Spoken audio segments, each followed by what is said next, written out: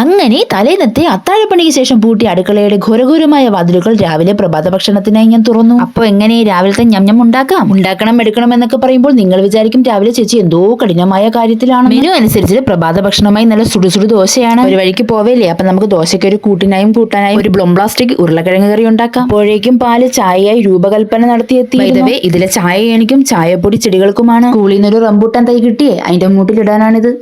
എത്ര ദിവസത്തേക്കാണോ എന്തോ. ശേഷം പീലിംഗ് പ്രോസസ് കഴിഞ്ഞ് വെയിറ്റ് ചെയ്യുകയായിരുന്ന പൊട്ടറ്റോ കുഞ്ഞുങ്ങളെ കണ്ടം തുണ്ടം വെട്ടി കുക്കറിലിട്ടു. ഇന്ന് ഇവിടെയുള്ള ലവനും കുശനും ഉച്ചയ്ക്ക് ശേഷവും പരീക്ഷ ഉള്ളതിനാൽ രാവിലത്തേക്കും ഉച്ചയ്ക്കത്തേക്കുള്ള ഞം കൊടുത്തു വിടണം. കറികൾക്കുള്ള തേങ്ങ തിരുവാനായി അസിസ്റ്റന്റ് ആരുമില്ലാത്തതിനാൽ ഞാൻ തന്നെ തിരുവി. ശേഷം ഈ താഴ്പത്തായിട്ട് കാണുന്ന സാധനമാണ് ഞാൻ കണി കണ്ടുണരുന്ന വെണ്മ. എന്റെ അമ്മച്ചി തേങ്ങയ്ക്ക് എന്നാ വിലയാണെന്നറിയോ? എന്തിനാണ് നിങ്ങൾ ഇങ്ങനെ കളയണേ? അതും പറഞ്ഞ് താഴെ കിടന്ന എല്ലാം നക്കി തിന്നു. പിന്നീട് നടന്നത് ചൂടിന്റെ പ്രഷർ കാരണം ഡിപ്രഷനിലിരിക്കുകയായിരുന്ന കുക്കറുകളുടെ കൂകി വിളികളായിരുന്നു. അപ്പൊ തന്നെ മണ്ടയ്ക്ക് ഒരു അടിയും കൊടുത്ത് വാടപ്പിച്ചു. ശേഷം ഇന്ന് മഴയാണോ വെയിലാണോ എന്നറിയാൻ വേണ്ടി ഓലായിലേക്ക് വാക്കിങ്ങിനിറങ്ങിയ ഞാൻ കത്തിജ്വലിക്കുന്ന സൂര്യനെ കണ്ട് കൊഞ്ഞനം കുത്തി നിന്നു. പോവു ആളെ പറ്റിക്കാതെ എന്നും പറഞ്ഞുകൊണ്ട് ഞാൻ എന്റെ പാട്ടിന് പോയി. അപ്പോഴേക്കും മൂട്ടിലിട്ട തീയിൽ ഹോട്ടായിരുന്ന ചട്ടിയിലേക്ക് ഓയിലൊഴിച്ചു. കടുകുമണികൾ വാരി വിതറി. ഇനി ഒരു സ്വല്പം മാറി നിൽക്കാം, അവരായി അവരെ പാടായി. അങ്ങനെ അവരുടെ വസ്തുതർക്കത്തിനും കുടുംബവഴക്കിനും ശേഷം നിലക്കാരൻ എന്നോണം കിഴങ്ങുകൾ എടുത്തു ചാടി. അങ്ങനെ അവരൊക്കെ കൂടെ ഒരു ടീമായി. ശേഷം പൊടികളുടെ വരവായിരുന്നു. മിളകിന്റെ പൊടി, മഞ്ഞന്റെ പൊടി, മല്ലിന്റെ പൊടി, പിന്നെ മസാലിന്റെ പൊടി. ശേഷം ഇടിച്ചു പിഴിഞ്ഞ തേങ്ങേന്റെ പാല്, പിന്നെ മൊത്തത്തിൽ ഒരു ഇളക്ക്, ഒരു തിളപ്പ്, കറി തയ്യാർ. സബാഷ്. അങ്ങനെ പ്രാതലിന് ഒരു തീരുമാനമായ സ്ഥിതിക്ക് നമുക്ക് ഉച്ചക്കത്തേക്കുള്ള ഞം